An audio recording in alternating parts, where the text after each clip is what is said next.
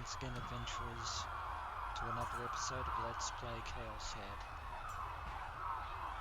In the last episode, Takumi Nishijo finally learned the truth regarding Shogun and Rimi Sakihata.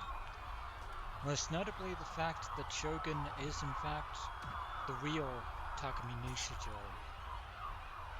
Although that isn't to say that Takumi himself is a mere delusion, even though he is a delusion, so to speak. He isn't a fake or a copy. Instead, he is everything that the original Takumi Nishijo wished he could have been in the short span of his life. But that aside, Shogun created Takumi as a means of fighting back against the dark machinations of Nozomi and Genishi Narose. But Rimi, herself a delusionary existence similar to Taku, hoped to repay the favor by befriending Shogun's other self and ultimately trying to finish what the real Takumi Nishijo started so very long ago. However, Shogun is adamant that only Takumi Nishijo, the other Takumi Nishijo, can do that very Herculean task. And of course, now that he knows the truth, Takumi finally has the resolve that he was lacking some time before. But now, once again, we are back in the present. Sounds from the area around me returned. The disorder there was increasingly accelerating. Noah too is on the rise, and the people of the entire city of Shibuya are going to pay the price. At this point, it had become a riot. In my surroundings were the smell of blood, roars, screams, moans, and a howling mechanical sound. These things overflowed everywhere. That mechanical sound could be the emergency sirens on the various vehicles here and there, but it could also be the sound of Noah too. 理想度を手に入れる方法を教えて。君はすでにそれを知っているはずだよ。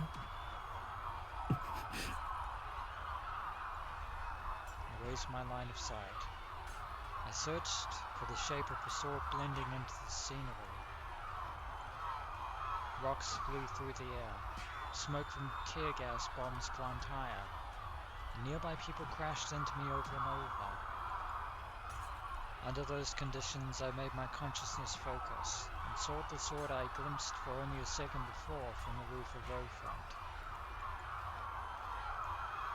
I should be able to see it. Without a doubt, it should be somewhere out there.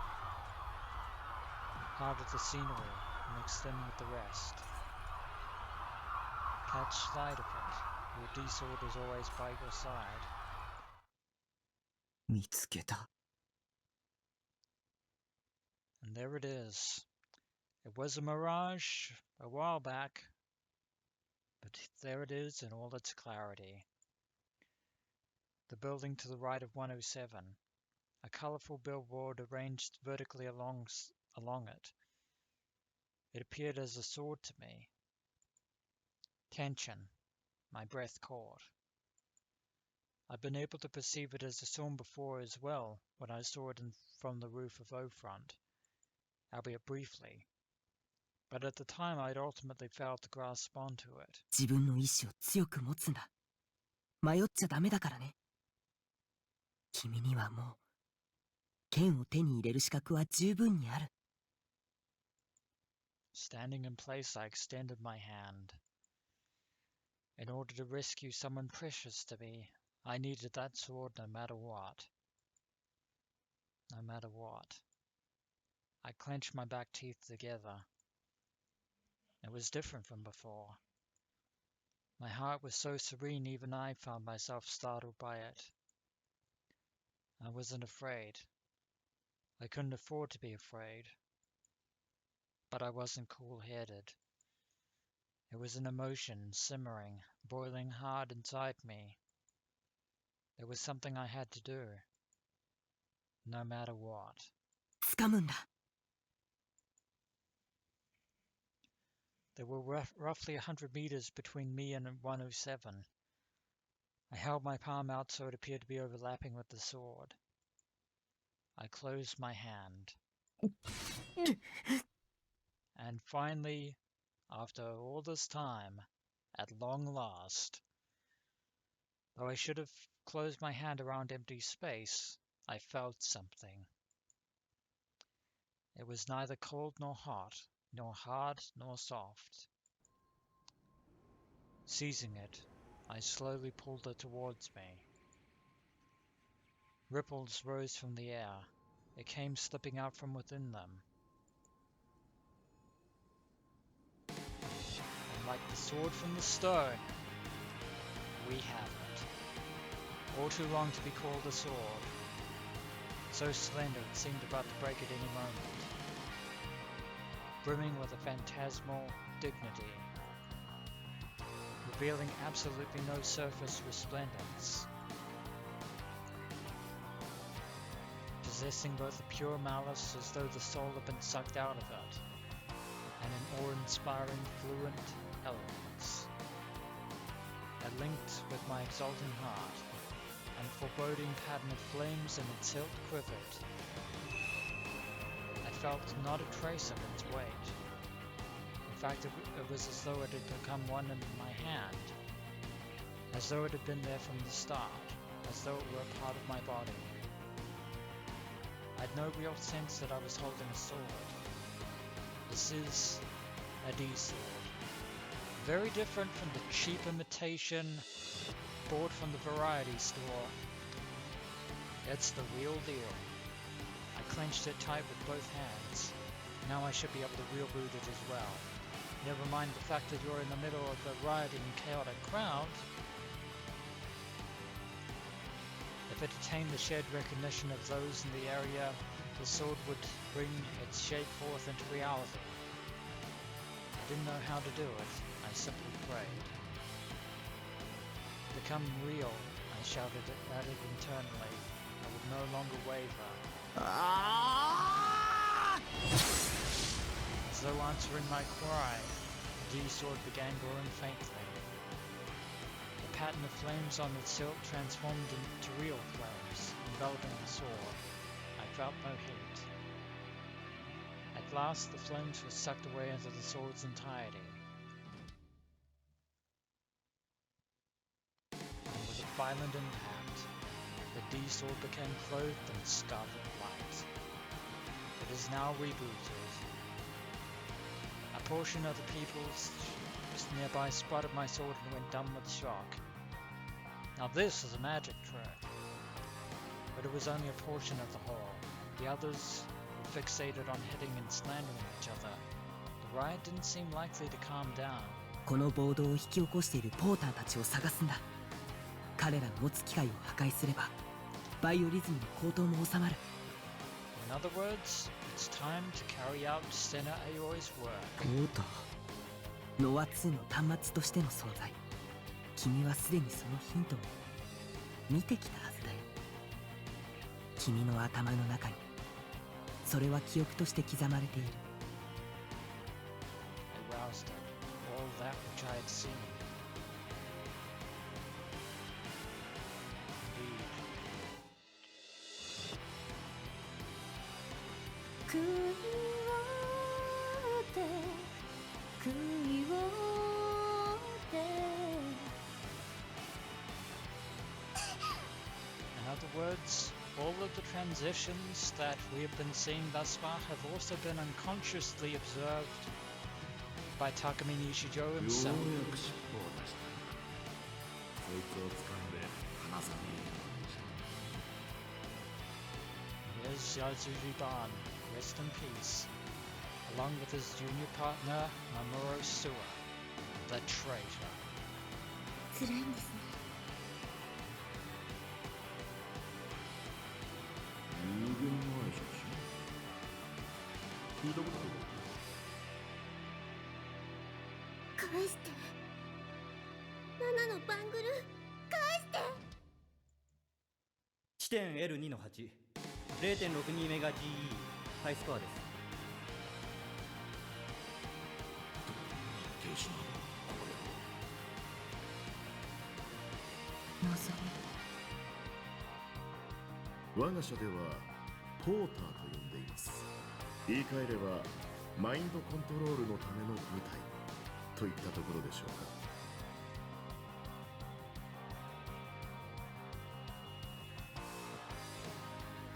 With all that in mind, Takumi Nishijo has everything he needs.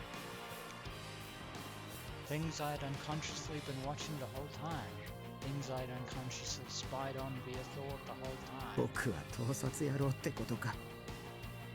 お似合いだね。As I laughed self-mockingly, Shogun calmly gave me directions. チャネルを解放してポーターたちの心を読むんだ。コズピーのように。 Thanks very much to Kozue Orihara. 彼らはこのスクランブル交差点のどこかに居場所を探り当てて。 I opened my channel. I didn't think about how to do it. Without taking conscious heed of it, I enacted it through my senses alone. Reaching out with your mind. Immediately afterward, the hearts of the vast number of people in this place, their negative emotions, became visible and poured into me all at once.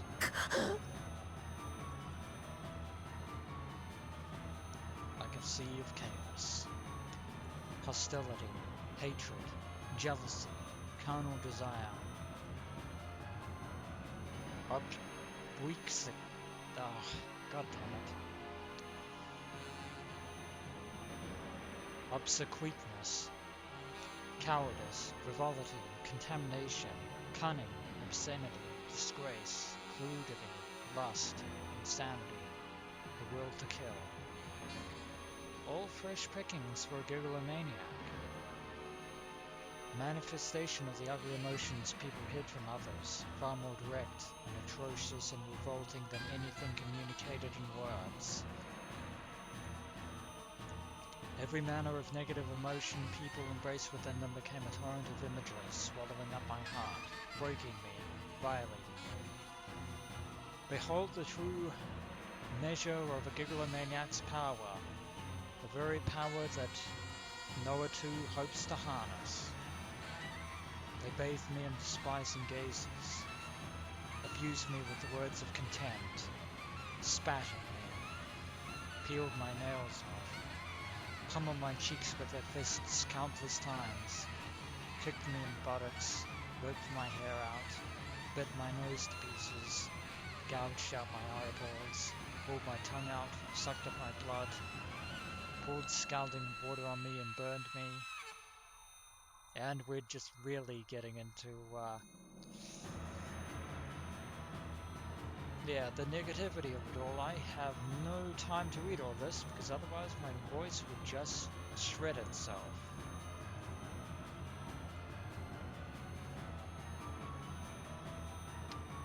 Once I tuned into it, my heart would break. I seemed about to go crazy. Gritting my teeth, I frantically held up my own will, in the form of the D-sword.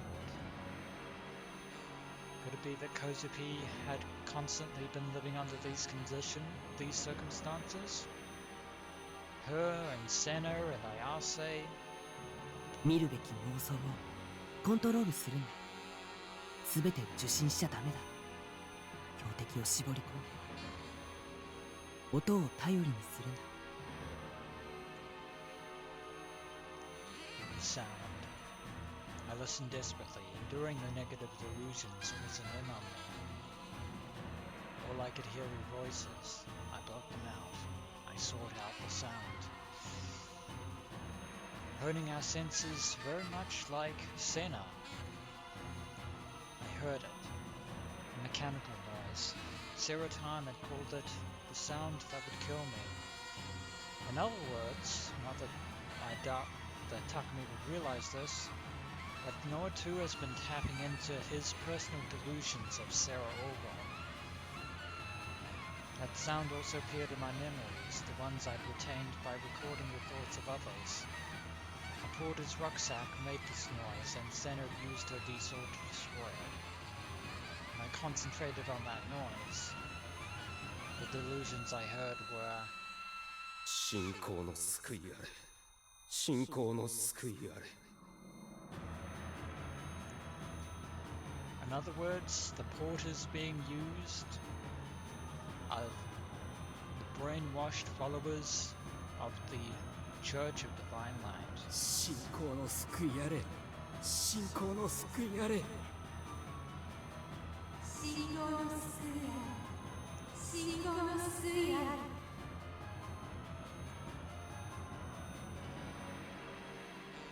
Multiple voices. There was more than one porter in this place. 3人いるみたいだ。 There were only three. Stifling my breath, I took a step forward. A chaotic flock of people. This pedestrian scramble, without so much as a fragment of law and order.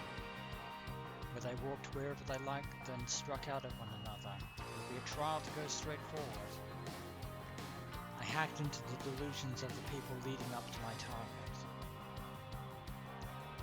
The people standing before my line of sight shifted position slightly. A single path opened up there. About 50 meters ahead of it was a lone man. Now all obstacles between me and him had been expelled. Time for retribution. Our eyes met. He was plump and wore a suit and had a rucksack on his back. 1人目。 Guess you first. I ran. Through the crowd, without bumping into anyone. Straight ahead. As the crow flies, dragging along my D-sword. Having noticed me, the porter grew flustered, turned his back and attempted to flee, but I wouldn't let him. In the same way as Senna, I swept my D-sword, much longer than I was tall, horizontally. As before, I sensed no weight in it. I could manipulate it as if it were part of my own hand.